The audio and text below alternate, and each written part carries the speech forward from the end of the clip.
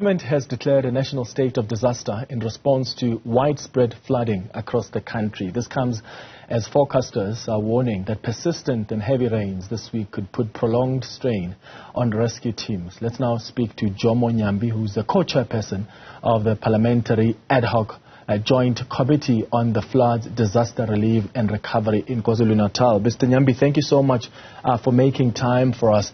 Maybe let's start with how you as a joint committee think the declaration of the state of disaster in KwaZulu-Natal and the other provinces is going to assist. Afternoon, my brother Clement and the viewers at home. We are of the view that the national state of disaster declared by President is going to assist us as Parliament in doing our oversight to make sure that all the relevant stakeholders, your national department, your provincial, your local government, are putting their hands on the deck to deal with the serious challenge that are faced by our people on a daily basis on the ground, as we have already started when it was dealing with the 3 provinces in the past, as we are aware. Yeah. So I want you to help us to understand the kind of process that unfolds and where you are going to be intervening as a joint committee. What process unfolds when a state of disaster like this one is declared? Because I remember the last time a state of disaster was declared in KwaZulu-Natal, was it last year? It took a while before KZN received disaster funds. I think Treasury expected them to quantify the damage first and then present the report before releasing the money. How do you think that process is supposed to unfold? And are you going to be doing work as a committee in Parliament to ensure there's a smooth, transfer of that money?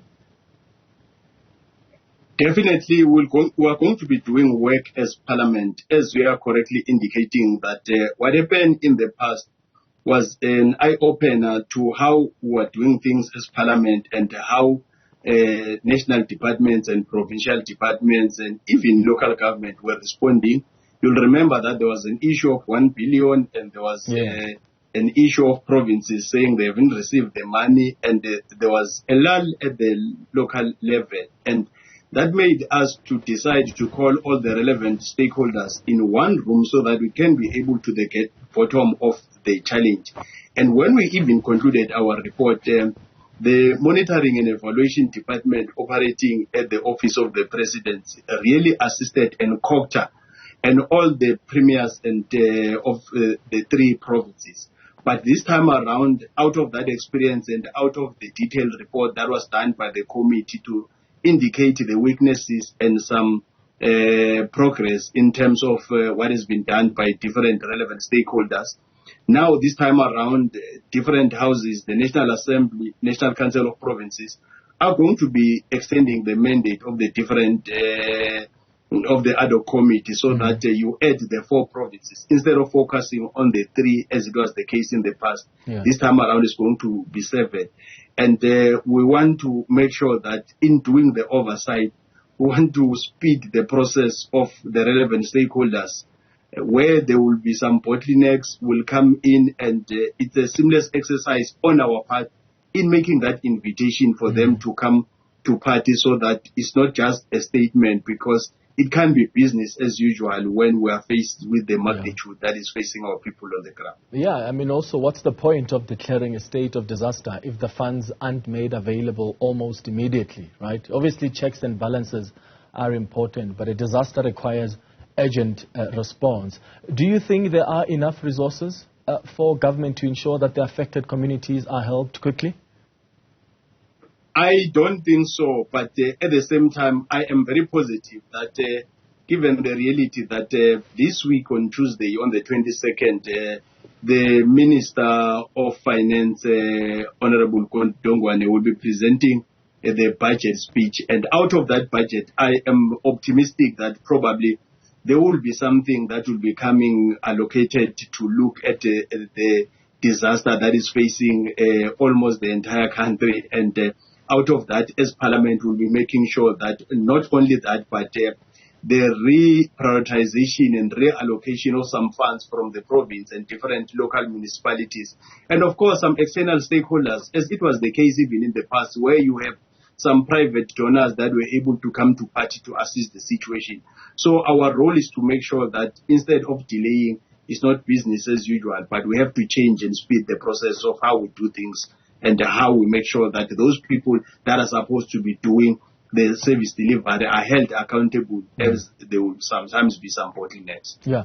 There's often been some confusion, Mr. Nyambi, about the funds that are made available when there's a state of disaster that is declared. And I know the President the last time with KZN mentioned that 1 billion rand amount.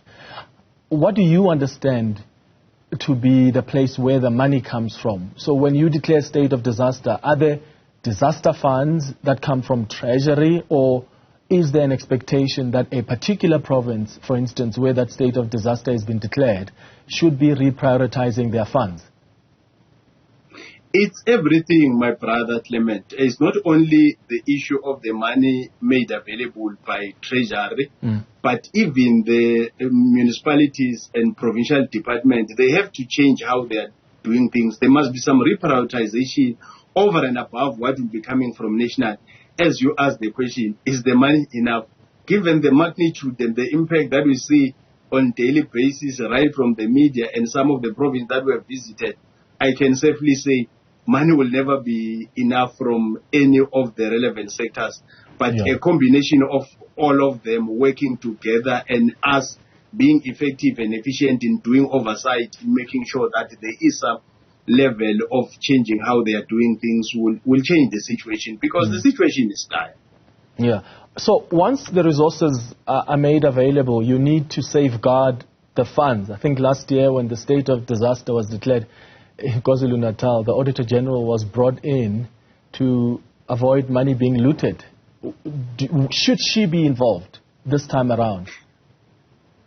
All the time.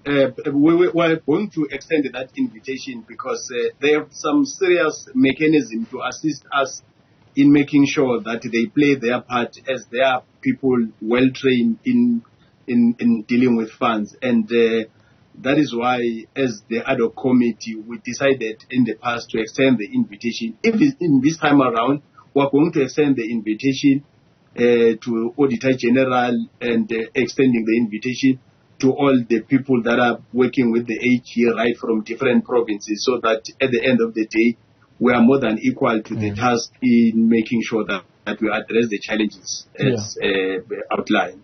As the committee, are you aware of the extent of the damage in the provinces that have been hit by these floods? Is there a specific province that's been worst hit from the information you have? We are aware, even though we might not have the detailed report, because you'll remember that once we do an interaction with our colleagues from the different provinces and the local municipalities and working with the relevant ministers, sometimes a picture of a report is totally different to us going to the ground, as it was the case in the past. So what we'll be doing, we'll be going to the ground, understanding the magnitude of the problem, identifying where there must be some serious prioritization, because the situation is different. There are some learners that might not be even able to get to schools. There are some schools that are in trouble.